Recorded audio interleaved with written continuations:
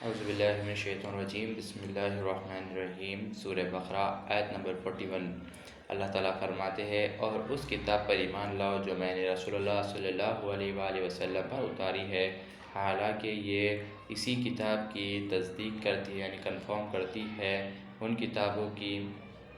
جو تمہارے پاس ہے، یعنی توریت، زبور، انجیل، اور تمہیں اس کے پہلے انکار کرنے والے مت بنو، اور میری آیتوں کو دنیا میں تھوڑی سی قیمت پر نہ بیچو، اور مجھ ہی سے ڈرتے رہا کرو۔ آیت نمبر 42 میں اللہ تعالیٰ فرماتے ہیں، اور حق کو ناحق یعنی باطل کے ساتھ خلط ملط ملانا مت کرو، اور نہ ہی حق کو چھپاؤ جبکہ تم جانتے ہو کہ حق کیا ہے۔ آیت نمبر 43 میں اللہ تعالیٰ فرماتے ہیں، اور نماز کو قائم رکھو اور زکوٰۃ دیتے رہا کرو، اور رکوع کرنے والوں کے ساتھ رکوع کرو، یعنی نماز پڑھتے رہا کرو۔ آیت نمبر 44 میں اللہ تعالیٰ فرماتے ہیں، اور تم دوسرے لوگوں کو نیکی کا حکم دیتے ہو اور اپنے آپ کو بھول جاتے ہو، حالانکہ تم اللہ کی کتاب پڑھتے ہو، تو کیا تم نہیں سوچتے؟ اور آیت نمبر 45 میں اللہ تعالیٰ فرماتے ہیں، اور صبر کے ذریعے اللہ سے مدد مانگو، اور بے شک یہ مشکل کام ہے مگر وہ اللہ کے بندے ہیں، اور جو اللہ کے بندے ہیں ان کے لیے اللہ سے گڑ گڑا کے مانگنا جانتے ہیں، وہ لوگوں کے لیے مشکل کام نہیں ہے صبر اور نماز کے ذریعے مانگنا، لیکن دوسروں کے لیے مشکل کام ہے جن کے دل اللہ کی محبت میں ہار گئے ہیں۔ آیت نمبر 46 میں اللہ تعالیٰ فرماتے ہیں، جو جانتے ہیں کہ وہ اپنے رب سے ملاقات کرنے والے ہیں اور وہ اس کی طرف لوٹ کر جانے والے ہیں۔ آیت نمبر 47 میں اللہ تعالیٰ فرماتے ہیں، اے اولاد یعقوب، میرا وہی نام یاد کرو جو اللہ نے تم پر کیا ہے، اور یہ کہ تم کو تمہارے زمانے میں فضیلت دی، یعنی امپورٹنس بخشی تھی۔ آیت نمبر 48 میں اللہ تعالیٰ فرماتے ہیں، اور اس دن سے ڈرو جس دن کوئی جان کسی دوسرے کی طرف سے کوئی بدلہ نہ دے سکیں گی، اور نہ اس کی طرف سے کسی ایسے شخص کی کوئی سفارش نہ لی جائے گی جسے اللہ نے پرمیشن نہیں دی ہے، اور نہ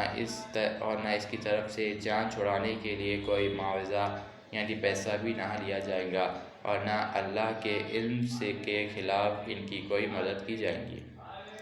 آیت نمبر 49 میں اللہ تعالیٰ فرماتے ہیں، اور وہ وقت بھی یاد کرو جب اللہ نے تمہیں فرعون سے نجات بخشی جو تمہیں انتہائی سخت عذاب دیتے تھے، تمہارے بیٹوں کو قتل کرتے اور تمہاری بیٹیوں کو زندہ چھوڑ دیتے، اور اس میں تمہارے پروردگار کی طرف سے بڑی آزمائش تھی۔ آیت نمبر 50 میں اللہ تعالیٰ فرماتے ہیں، اور اللہ نے تم کو بچانے کے لیے دریا کو پھاڑ دیا اور دریا سے راستہ نکالا، تو ہم نے اس طرح تمہیں نجات عطا کی، اور دوسری طرف ہم نے تمہارے آنکھوں کے سامنے قوم فرعون کو ڈبا دیا۔ آیت نمبر 51 میں اللہ تعالیٰ فرماتے ہیں، اور اس وقت بھی یاد کرو جب اللہ نے موسیٰ علیہ السلام کو 40 راتوں کا وعدہ کیا، پھر تم نے موسیٰ علیہ السلام کے اعتکاف میں جانے کے بعد بچھڑے کو اپنا معبود بنا لیا، اور تم واقعی بڑے ظالم تھے۔ آیت نمبر 52 میں اللہ تعالیٰ فرماتے ہیں، پھر ہم نے تمہیں اس کے بعد بھی معاف کر دیا تاکہ تم شکر گزار ہو جاؤ۔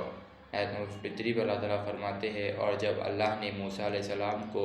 حق اور باطل میں فرق کرنے والا معجزہ یعنی توریت عطا کیا تاکہ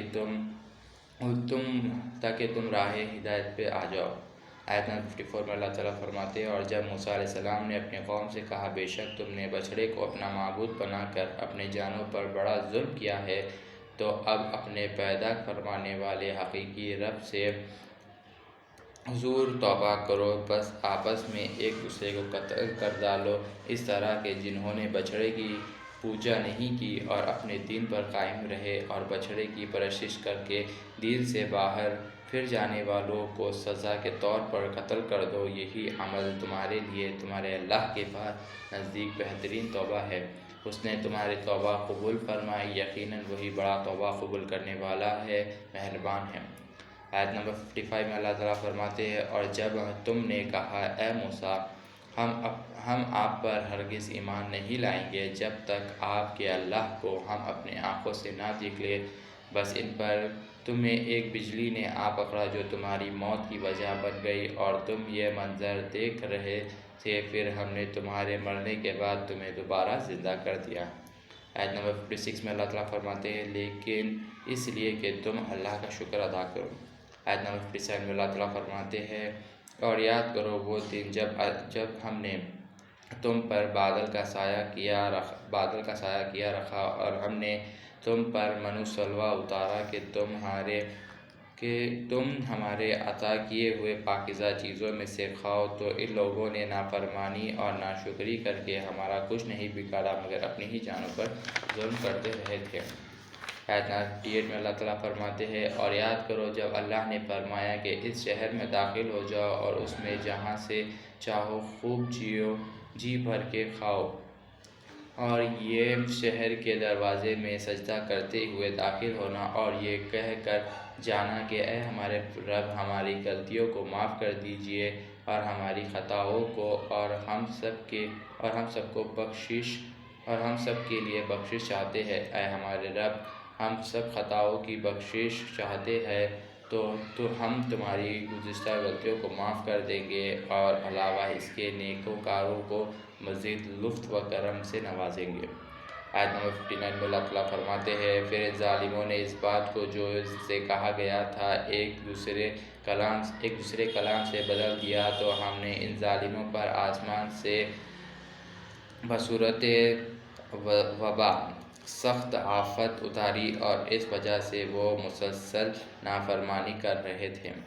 آیت نمبر 60 میں اللہ تعالیٰ فرماتے ہیں اور وہ وقت بھی یاد کرو جب موسیٰ علیہ السلام نے اپنی قوم کے لیے پانی مانگا تو ہم نے فرمایا اپنا عصا یعنی لکڑی اس پتھر پر مارو، تو اس پتھر سے 12 چشمے پھوٹ کے پیدا ہوئے۔